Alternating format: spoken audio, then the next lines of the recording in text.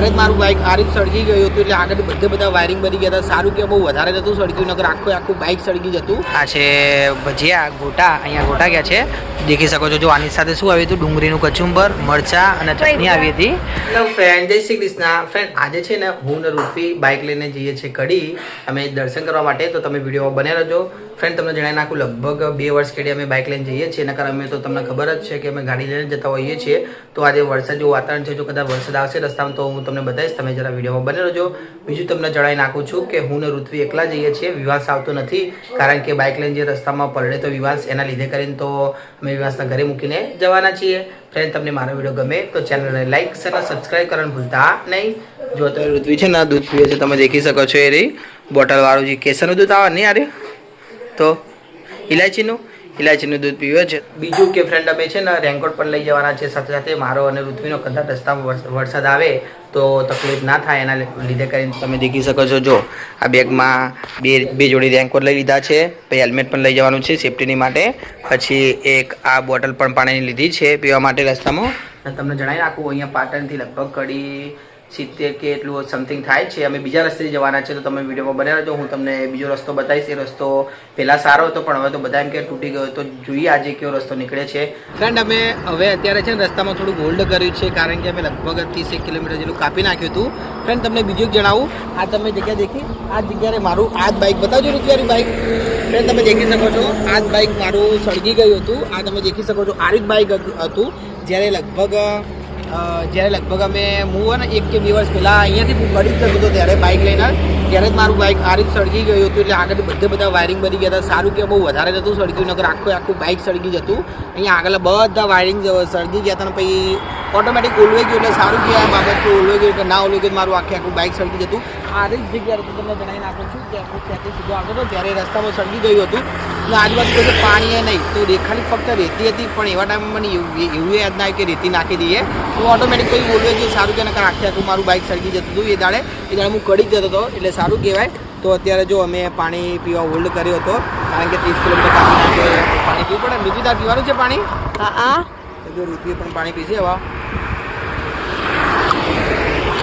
જો આ તો મારું ઋત્વીનો હેલ્મેટ લઈને આવ્યા, હેલ્મેટ પહેરવું પડે, તો જો હું હેલ્મેટ પહેરી લઉં છું. ત્યારે ઋત્વી નથી નહીં, કે ઋત્વી તો હતી કોઈ સાથે બાઇક હરકી ગયું ત્યારે નથી નહીં, તો જો ઋત્વી તો નથી, તું પાટડી હતી એમ ને, બરાબર. તો ફ્રેન્ડ હવે અમે અહીંયાથી હવે જઈશું કડી, તો તમે વિડીયોમાં બને રહેજો. કયા રસ્તેથી જઈશું એ પણ હું તમને કહી દઉં. ઋત્વી આપણે કયા રસ્તે જવાનું ખબર ને?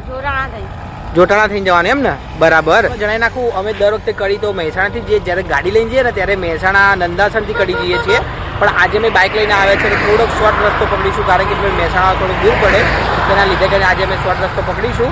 તો આજે અમે છે ને આ રસ્તો તમે દેખી શકો છો, આમથી આપણે અહીંયા ધીણોજથી વળી જવાનું, નહીં ધીણોજથી વળી જવાનું. તો અહીંયાથી ધીણોજથી વળીને પછી જોટાણા બાદથી જવાનું. ફ્રેન્ડ તમને એક બીજું જણાવી નાખું, અહીંયા રસ્તામાં એક જગ્યાએ એક સરસ ભજીયા મળે છે.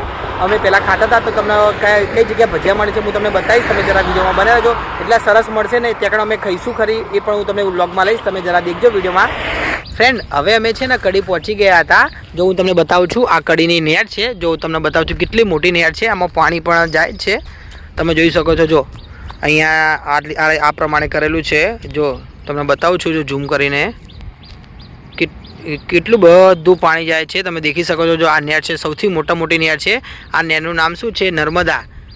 જો તમે દેખી શકો છો, અહીંયાથી પછી નાની ફટકા પડે, એટલે કે નાની નહેરો નીકળે ને જવા માટે એરી નહેર છે. તો હવે અહીંયાથી અમારી કડી તો લગભગ 1 જ કિલોમીટર છે ને ઋત્વી? અહીંયાથી કડી નહીં, ઘર જ 1 કિલોમીટર છે, બરાબર. તો કડી 1 જ કિલોમીટરના ઘરે પણ 1 જ કિલોમીટર, કારણ કે આ બાજુથી જઈએ ને તો અહીંયાથી સૌથી ઢુકડું પડે છે. કે અમે બાઇક લઈને પહેલી વાર આવે એટલે આપણે ઋત્વી પૂછીએ કે કેવું રહ્યું. ઋત્વી થાકી ગઈ કે ના થાકી ગઈ? ના થાક લાગે? પાટડીથી પાટણ આવતા ટાઉનમાં ભાઈ બે જણા બાઇક લઈને આવતા, બરાબર. એમ નહીં આજે બરાબર. ન તો રસ્તો કેવો લાગ્યો આપણે આયેલો રસ્તો? તો અત્યારે તો રસ્તો બની જાય પછી મજા આવશે. બરાબર, અત્યારે એટલો બધો નથી સારો નહીં. ના અત્યારે કપચા ને એવું બધું એમ કે વધારે રોડ બનતા હોય. બરાબર. તો ફ્રેન્ડ તમને જણાવી નાખું, રસ્તો રહ્યો ને વચ્ચે થોડોક લગભગ 15 કિલોમીટર અમે 70 કે એટલું કિલોમીટર થશે. એમાંથી તમને કહી દઉં મેક્ઝિમમ 15 કિલોમીટર ખરાબ રસ્તો છે, બીજો બધો સારો રસ્તો છે. જો 15 કિલોમીટર સારો થઈ જશે પછી મજા આવશે બાઇક લઈને કે ગાડી લઈને આવવાની. પછી અમે ગાડી લઈને આવીશું, તમે જ્યારે તમને બતાવીશ આખો રસ્તો તમે દેખજો ગમે ત્યારે. તો ફ્રેન્ડ હવે અમે જઈએ છીએ માતા દાદીના દર્શન કરવા માટે, એટલે કે ત્યાં અમે પ્રસાદી પણ ચડાવવાના છીએ. તો તમે વિડીયોમાં બન્યા રહેજો. ફ્રેન્ડ હવે અમે દર્શન કરવા આવી ગયા હતા, તમને બતાવું છું. જો અમારા બા છે મંગુમાં, અમે પ્રસાદી પણ લાવ્યા હતા પેડાની. ફ્રેન્ડ તમે પણ દર્શન કરી શકો છો. જય મંગુમાં.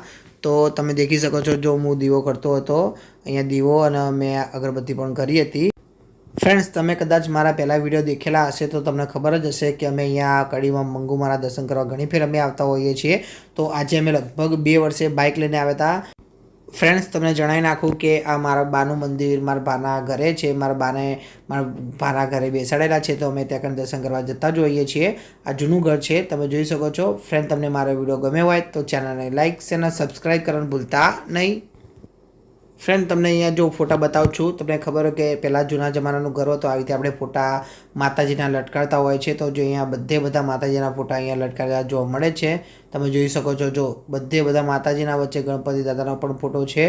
આજુબાજુ ખોડિયાલમાં, કારકામાં દરેકે તમને માતાજીના ફોટા અહીંયા લટકાડેલા જોવા મળે છે. ફ્રેન્ડ હવે અમે અહીંયા ભજીયા ખાવા આવી ગયા હતા. જો તમને બતાવું છું દુકાન. આ દુકાન નામ શું હતું ઋત્વી? નામ તો નહીં દેખાતું અહીંયા. બરાબર, મહાકાળીમાં આવી ગયા હતા. આ મોટપ ચોકડી કહેવાય નહીં યાર? બરાબર. તો ફ્રેન્ડ જો આ મોટપ ચોકડી છે, અહીંયા અમે ભજીયા ખાવા આવ્યા હતા. તો જે ભજીયા બને છે ગરમ ગરમ, ત્યારે અમે ખાઈશું. ફ્રેન્ડ તમે જણાવી નાખું, આ ભજીયા તો છે ને મને બહુ ભાવે છે. ઋત્વી ત્યાં ભજીયા કદે ખાધેલા? પહેલી વાર ટ્રાય કરીશ. જેટલી વખત આપણે અહીંથી કડી એમ કે બાઇક લઈને જતા પહેલા, મારે કંઈક ને કંઈક હોય એટલે નહીં ટાઢું ખાવાનું હોય, ગરમ ખાવાનું ના હોય, એવું એમ ઉપવાસ હોય એવું એમ ને? એવી રીતના કંઈક ને કંઈક હોય. એવા 2-3 વખત નીકળ્યા ઉપવાસ ને એવું હોય ને એ વખતે, પણ કોઈ દિવસ ખાવા જ ના મળે. બરાબર એમ. તો ફ્રેન્ડ હવે ઋત્વી પહેલી વાર ચાખશે તો તમે વિડીયોમાં બને રહેજો. ભજીયા કેવા આવે છે હું તમને બતાવીશ, તમે દેખજો જરા. ઋત્વીને ભાવે કે નહીં ભાવતા ભાઈ ખબર પડશે નહીં ઋત્વી? ભાવે તરેલું ઓછું ભાવે. તો અમે ભજીયા તો ભાવ જ છે નહીં? તું ઘરે કોઈ ખાય ભજીયા? ખાવ પણ થોડુંક જ ખાવ. થોડુંક ખાય નહીં? અને તો શું ભાવ મંચુરિયન ભાવ નહીં સૌથી વધારે? મંચુરિયન, ઢોસા, ઇડલી સંભાર એ બધું વધારે ભાવે એમ? ઢોકળા એ બધું ભાવે, પંજાબી સબ્જી ને બધું ભાવે. મને અને આ ગુજરાતી જે હોય ને ગુજરાતીઓને ઓછું ભાવે. ભજીયા, ખમણ, પછી સુરતી લોચો ને એવું બધું મને ઓછું ભાવે. થેપલા, મુઠિયા આ બધું મને ઓછું ભાવે. બરાબર. ફ્રેન્ડ હવે જો ભજીયા આવી ગયા હતા, તમને બતાવું છું. આ છે ભજીયા ગોટા, અહીંયા ગોટા ગયા છે, દેખી શકો છો. જો આની સાથે શું આવ્યું હતું? ડુંગળીનું કચુંબર, મરચાં અને ચટણી આવી હતી. શું કે એવું એમ ને? બરાબર. ફ્રેન્ડ જો હવે ઋત્વી ચાખે છે ભજીયા. ઋત્વી ચાખજે, તને કેવો લાગે પછી કહેજો જરા. ગરમ ગરમ છે તો મજા આવશે તને ખાવાની નહીં? અંદરથી બધા ઋત્વી છે ને છે મેથીના કે છે ને આ મેથીને એમ? બરાબર. તો ફ્રેન્ડ હવે જો ઋત્વી ચાખે છે,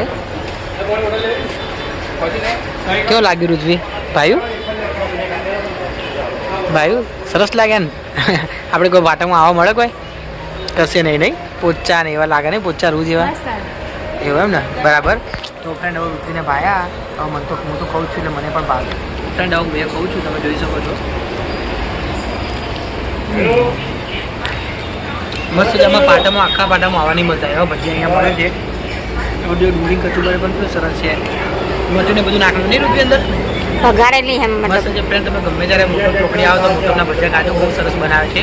ફ્રેન્ડ તમને મારો વિડીયો ગમે હોય તો ચેનલને લાઈક છે અને સબસ્ક્રાઈબ કરવાનું ભૂલતા નહીં. હું એ વિડીયો સમાપ્ત કરું છું. જય શ્રી કૃષ્ણ.